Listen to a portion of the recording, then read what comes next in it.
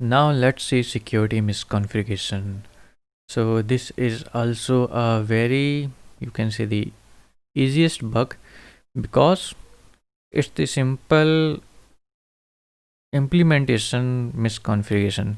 When the web application developer is writing their code or doing configuration on the server, and whatever he's doing in the coding and the hardware part at the server, and there are some kind of applications and software which together combinedly makes a web application, right? Servers and the, you can see the languages PHP, and we have different PHP version, server Apache server, we have Apache version, right?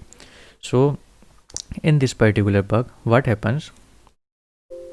Very first, in the web application we have some kind of outdated version of software, right?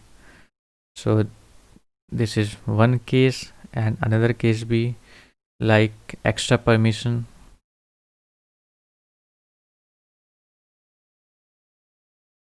What do you mean by extra permission? No worries, we will see.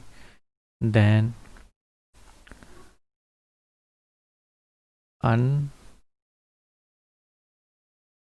unnecessary ports open, right? And so on, right? And also we can say default credentials also,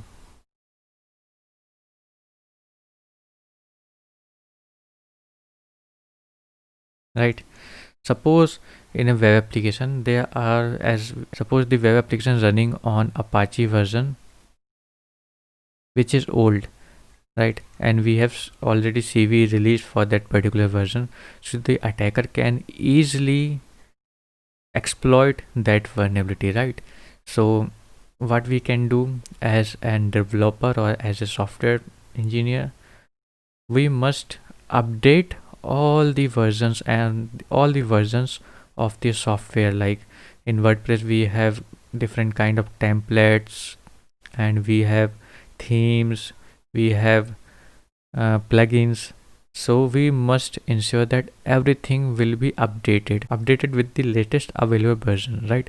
Because the older version might have some kind of loopholes that attacker can exploit. Then extra permission means, suppose a user is able to upload picture in the website, right? But anyhow he is able to upload shell script PHP file. Okay, so if he is able to upload any shell script, then that's the you can say the severe issue, because the attacker can access to the shell, and he will get all the password and all the sensitive data stored in the web server. Well, and the next is the unnecessary ports open, right? Suppose there are multiple ports are in the web application where the different kind of services are running. So as a developer we have to close, and as a developer that's the good practice to close unnecessary ports. If we are not running any service on any open port, then it must be closed, right? Then default credentials, in most of the you can say the web application like in WordPress, or in not only web application, like in router we have some default password like admin and password, right? Different tools and software, we have some company provided default password. So it's our duty to change those default password, because that is provided to everyone. Suppose there is a TP link router,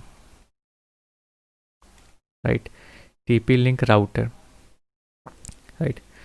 So Attacker can simply Google and find out the default password of TP-Link, and he'll get the list of the default password, and simply he'll try to log in the admin page, right, in the configuration page in the router, by providing just a default password, because